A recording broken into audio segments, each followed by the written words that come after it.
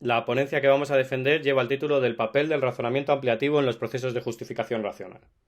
Empiezo con la frase contra negantes principia non est disputandum, ya que esta frase es utilizada por el defensor del sistema aristotélico simplicio contra Salviati, el defensor del copernicanismo en la obra de Galileo Galilei, diálogo de los dos máximos sistemas. Y esta frase ilustra a la perfección el afán cosificador de la realidad que cierta utilización de la ciencia tiene por objetivo, o digámoslo más finamente, como efecto perverso de la acción del reflexionar sobre el hacer de la ciencia. La pretensión de reducir las ciencias y los procesos de justificación racional a mero cálculo matemático recobró cierta importancia a partir de la obra de Galileo.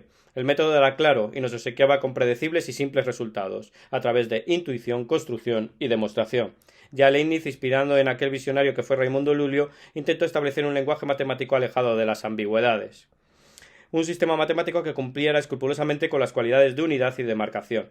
Digamos que este no fue un trabajo en vano y que consiguió establecer cierto orden tanto en cuestiones epistemológicas como en las que se refiere directamente a cuestiones de significado. En el siglo XIX, la controversia se hizo presente con el desarrollo espectacular que experimentó la teoría de conjuntos y que, como todos ustedes saben, fue la teoría en la cual se apoyó George Cantor con posterioridad. ¿Por qué hago referencia a esta ola de controversia? Porque el desarrollo de estas teorías puso de manifiesta una serie de contradicciones en las que caía el afamado pensamiento matemático, y por lo tanto poniendo en duda su posición hegemónica basada entre otras cosas en su condición de conocimiento seguro. Un ejemplo paradigmático de estas cuestiones, de sobra conocido por todos ustedes, es la paradoja del número ordinal, que es mayor que todos los números ordinales que aparecen en un específico universo de discurso o conjunto determinado. La paradoja de Burali-Forti del año 1897. Como conclusión de esta paradoja no existe el conjunto de Qn que contiene todos los números ordinales, ya que cada ordinal es el conjunto de todos los ordinales anteriores. Como respuesta a esta crisis se plantean tres posibles salidas. La posición logicista, que propone a grandes rasgos reducir las matemáticas a su justificación lógica, seguida por Russell y Frege, entre otros. La posición intuicionista de Brouwer, que dice que la lógica se puede fundamentar a partir de las intuiciones proporcionadas por el cálculo matemático, o la posición formalista de Hilbert, basada, como el propio nombre nos adelanta, en estudios puramente formales. El resultado es que la incuestionable pretensión de verdad de los razonamientos matemáticos ha sido desechada, conclusión derivada del mismo hecho de que existe resolución para ciertos enigmas matemáticos para los cuales no es posible hacer uso únicamente de los recursos que nos proporciona el puro conocimiento matemático. Por lo tanto, se puede decir que lo que caracteriza la entrada en el siglo XX del criterio de significado en estos procesos de justificación es cierta deriva hacia la epistemología, abandonando el mero desarrollo formal. De esta manera, el Círculo de Viena, a partir de Carnap, fija su criterio de verdad y, por lo tanto, el criterio de demarcación en los procesos de justificación racional, es decir, entre lo que se considera lenguaje significativo y lo que considera lenguaje no significativo, en la siguiente formulación. En primer lugar, el significado en un enunciado consiste en la representación de la estructura de un hecho. En segundo lugar, la contrastación de ese enunciado con la realidad es la razón por la que se le considera representante de un hecho en el mundo y, por lo tanto, un criterio para determinar si es verdadero o si es falso. Y, en tercer lugar, con ello se cumpliría la necesidad que debe poseer un enunciado significativo, es decir, que se fije este enunciado en enunciados protocolares derivables y que se establezca qué condiciones de verdad debe cumplirse y el método de verificación sea conocido. En otras palabras, que algo se considere con significado depende de dos cosas: los elementos simples contrastables con la realidad y las reglas empleadas para la combinación, es decir, su adecuada construcción lógica, añadiendo las reglas de compatibilidad semántica que eran obviadas o relegadas a un segundo plano por la sintaxis gramatical.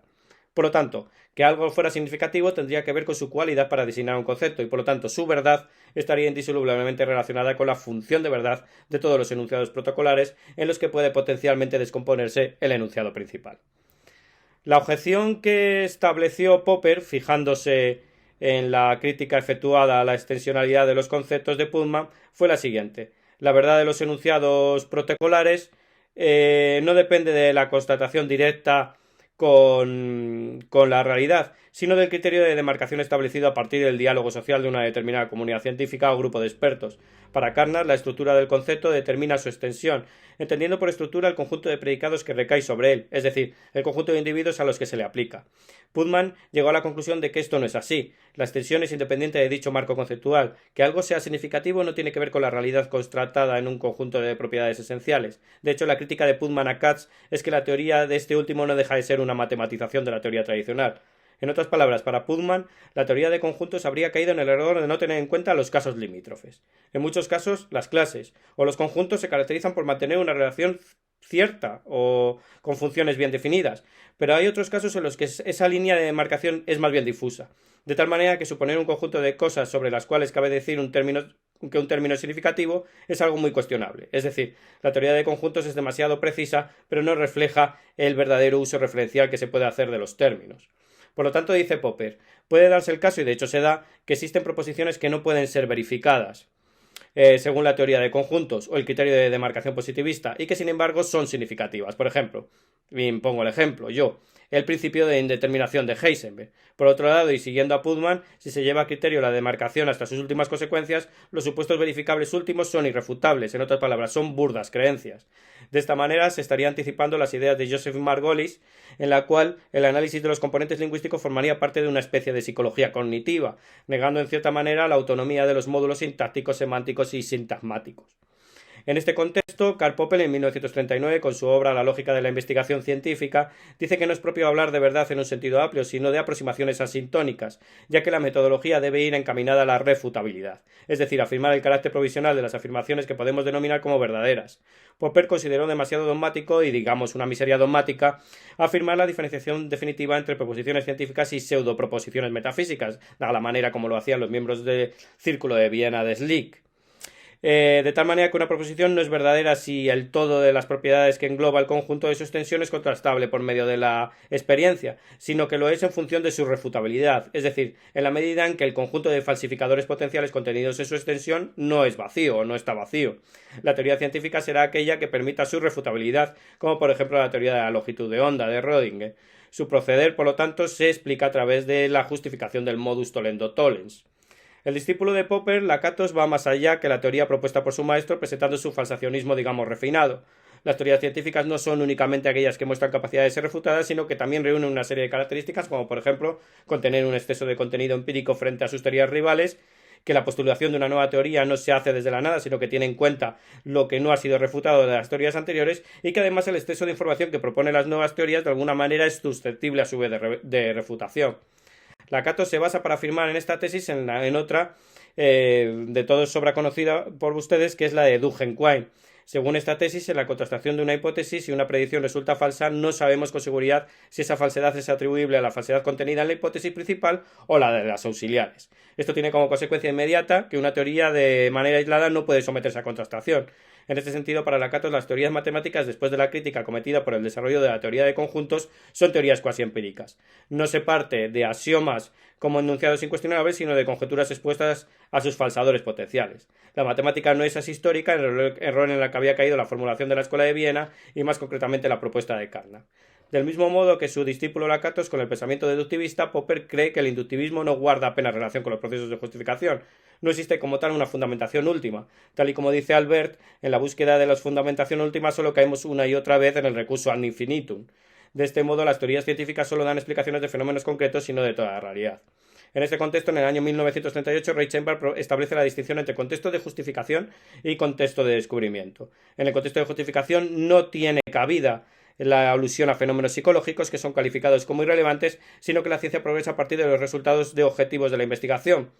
A partir de las críticas a la distinción radical entre juicios analíticos y sintéticos de Putman y de Quine y la somatización de las teorías científicas hecha por Kaplan, la falsa distinción entre lo observacional y lo teórico llevado a cabo por Putman y la publicación de Kuhn de su obra La estructura de revoluciones científicas, se niega la separación radical entre contexto de justificación y contexto de descubrimiento. De esta manera, estos autores se oponen a la restricción de la ciencia al contexto de justificación. No es correcto un metarrelato que condene la ciencia a su esencia estática. Para ello es necesario que la ciencia sea abordada desde aspectos sociológicos e históricos, es decir, desde factores externos. En ese sentido, los enfoques constructivistas llegan a afirmar que la frontera entre el puro contenido científico y los factores externos es difusa y dinámica. Para aprender el proceso dinámico de adquisición de conocimiento se ha hecho imprescindible incluir un tipo de razonamiento que ha sido denominado como ampliativo. Atocha Liceda, aludiendo a Magnini, comentó que los seres humanos forman nichos cognitivos para lo cual es necesario el nuevo conocimiento, el por así decirlo eureka. En ese tipo de conocimiento es muy importante el papel que juega el surgimiento de la hipótesis para la resolución de problemas, pero tal y como apunta a Liseda, la lógica tradicional no puede dar una respuesta más amplia a este tipo de problemas, sino que la respuesta que da es parcial. Para ello habría que acudir a los nuevos sistemas lógicos, lo que contribuirá a una paulatina naturalización de la lógica, es decir, una lógica que intente dar cuenta de los resultados de la razón creativa, es decir, aquella que está directamente más relacionada con los sucesos de la invención cuando se concibe una nueva idea. Apuntando hacia este destino es como Peirce justifica la necesidad de la lógica de descubrimiento, pero tal y como dice Alicea, esta lógica debe sustentarse sobre procesos heurísticos. Como hemos visto, parece que Popper deja fuera del análisis la lógica de descubrimiento relegándola a aspectos puramente psicológicos.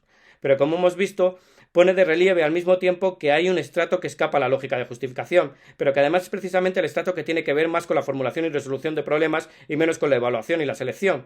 Mientras que Popper apoyaría su concepción dinámica de la ciencia en lo que se ha denominado como búsqueda ciega, Simon lo refiere a búsqueda selectiva, por lo que Simon incluye el proceso de formulación y resolución en los procesos lógicos de explicación, asumiendo, como dice Lakatos, una postura más amplia de la racionalidad al no centrar su explicación en el concepto de certeza.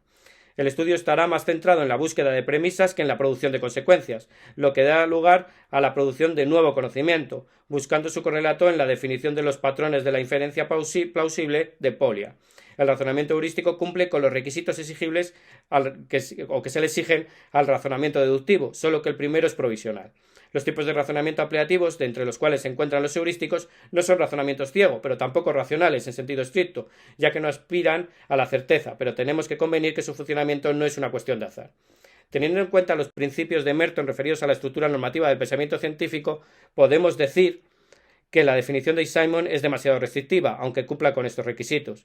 La salida de Simon que da a la razón heurística puede ser creadora y objetiva, es decir, lo hace que sea creadora y objetiva sobre la base de que son fenómenos bien estructurados y de manera selectiva. Pero no es del todo cierto, o no es del todo cierto así, o no lo es en todos los casos. Aceptando la consideración del Different de Lyotard, las dinámicas de la investigación científica solo son posibles a través de la aceptación de cierto componente azaroso.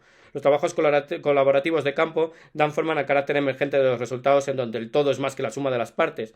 Dichos sistemas de embonaje social permanecen alejados de las estructuras estables de racionalidad. Intentan categorizar los procesos racionales bajo el nombre de estudio de los procesos de racionalidad ampliada, resulta no acertado, o menos acertado que la propia clasificación popperiana. En cierta manera, Popper tenía razón cuando hablaba de selección ciega. Pero entonces, la tarea del sociólogo de la ciencia que estudia estos fenómenos es especulativa y poco fructífera en todos los sentidos. Para Lyotard, la teoría del actor red y su concepción rizomática, no. Lyotard no pretende la presentación de un explanandum por encima de otro en un ejercicio de jerarquización, sino el incremento de explicaciones. Es decir, lo que se pretende es un aumento en lo cuantitativo para producir un cambio en lo cualitativo. Es a partir de este cambio de perspectiva cuantitativa cuando se puede llegar a tener en consideración tanto la continuidad como la discontinuidad de los trabajos de campo realizados en los laboratorios, tal y como señala Bruno Latour e Isabel Strangers. Estos estudios pusieron de manifiesto que incidir sobre el uso extensivo de los análisis actantes, que habían sido fijados como intermediarios, pasaron a ser configurados como mediadores, generando y produciendo retroalimentación positiva. Tal y como dicen los biólogos Humberto Maturana y Francisco Varela, si no queremos quedarnos con los elementos catalizados, debemos hacernos cargo de los procesos catalíticos que están presentes en la génesis de la hipótesis. Como conclusión, decir que la pregunta en la que nos encontramos es la siguiente. ¿Es posible la justificación racional de los procesos creativos? Y si lo es a través de la constatación de una serie de razonamientos ampliativos y en concreto a través de los procesos aductivos. La respuesta es que si bien la propuesta de la lógica del descubrimiento desarrollada por Simon aumenta el universo del discurso susceptible de aprehensión racional de los procesos científicos, al mismo tiempo condena ese estudio a una jerarquización que los aleja de la realidad de los trabajos de laboratorio. La posición de Simon es la del panóptico de Foucault, pero continúa viendo la celda desde solo una de sus perspectivas. La posición de la teoría del actor red es oligóptica. No ensalzan el papel del observante, son lo suficientemente humildes para reconocer que ven poco, pero lo que ven, lo ven bien, como un analista de laboratorio, como Zenón con su pensamiento paradójico. Muchas gracias.